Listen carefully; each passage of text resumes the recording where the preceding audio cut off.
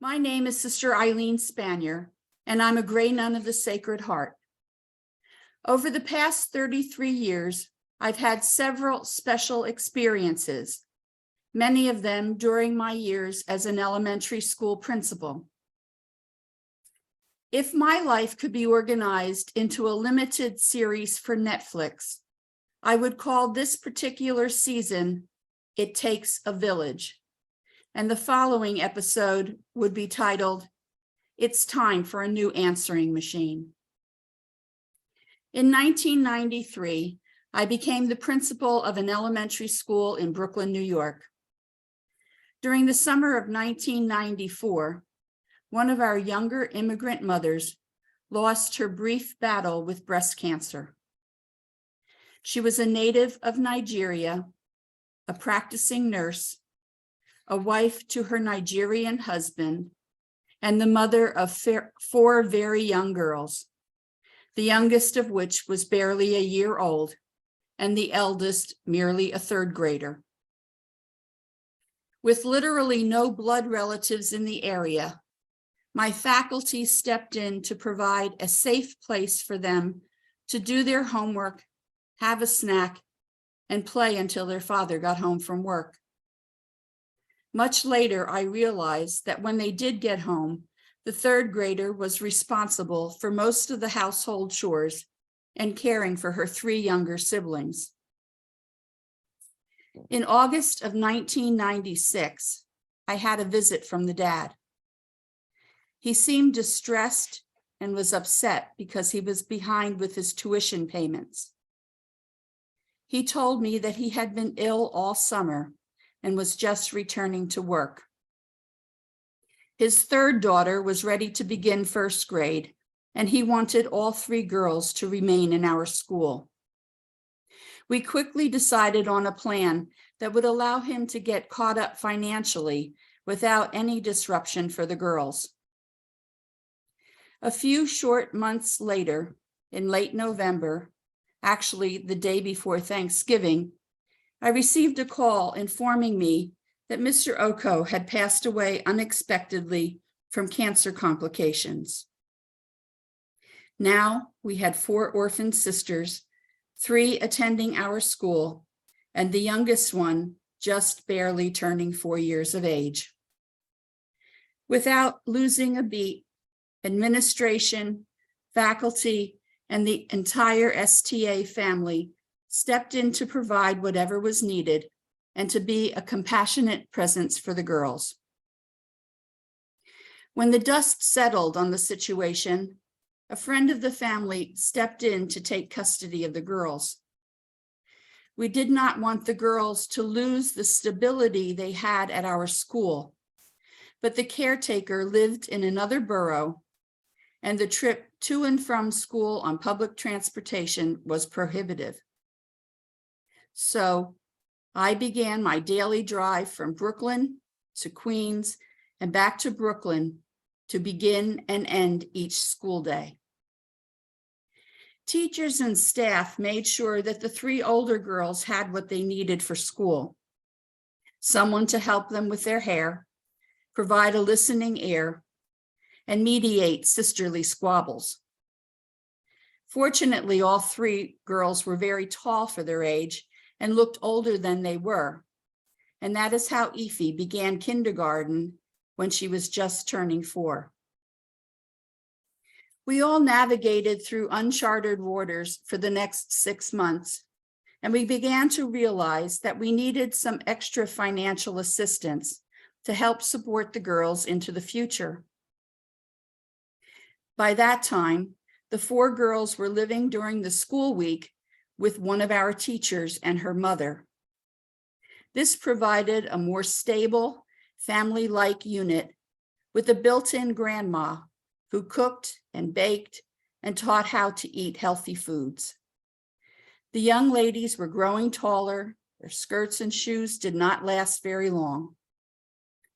Somehow, the New York Daily News heard about our situation and decided that it would make a good Mother's Day story. The concept focused on me, the nun, and my motherly relationship with the girls. At first, I was resistant. I was merely part of the village that it took to raise the girls, and the real mother figure was my first grade teacher and her mother. Eventually, the staff convinced me to do the story, pointing out that this would be a great opportunity to let people know that we could use more financial assistance. So on Mother's Day in 1997, there was a full-page article in the New York Daily News, and the headline read, "For orphans, the nun fills the void." More importantly, the article ended with a request for contributions to help support the four sisters. Fortunately, kind people were willing to help us out. We began our Memorial Day weekend a few weeks after the article came out, and when I returned to my office that Tuesday, my very old answering machine was blinking rapidly. The tape in the machine was old and stretched out. It took me a long time to decipher the messages. There was one message that was particularly frustrating. From the return number, I realized that the person was calling from Manhattan. Other than that, I assumed her husband's name was Robert and that they would like to help in any way they could. I set about returning the calls, but was wary of being unable to address that particular call appropriately. When the call was picked up, it was obvious that I had connected with some sort of business enterprise. I fumbled around with the name I thought I had heard, and I finally explained who I was.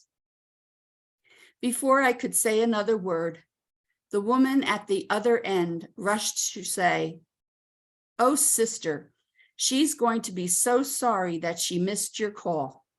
She really wants to help out, but she just left for Chicago to do Oprah." I was still confused. I thought that the woman was probably a wealthy Manhattan socialite who could afford to fly to Chicago to sit in the audience of the Oprah Winfrey Show. How cool was that? I said something like, "I hope she has a safe trip and she enjoys watching Oprah." And I mentioned that I too was an Oprah fan. I must have sounded like an idiot, and there was a pause at the other end. And then she said, "Sister, you have absolutely no idea who I'm talking about, do you?"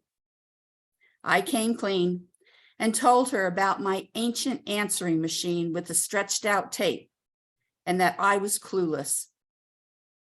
The young woman replied, "Sister, I am Julia Roberts' personal secretary," to which I loudly replied, "Are we talking about Pretty Woman?" To which she replied, "Now you got it." After catching my breath, we discussed possible ways for Miss Roberts to support the girls in the months ahead. I ended the call with a promise to purchase a new answering machine as soon as possible. I am happy to report that all four of these wonderful young women have college degrees and then some. The eldest is married, the mother of two beautiful children, and is a pediatric dentist who began her own dental practice a couple of years ago here in the Philadelphia area. Sister number 2 has had experiences with the Peace Corps and currently works at the Department of State in Washington, D.C. She handles trade issues between the United States and sub-Saharan African countries.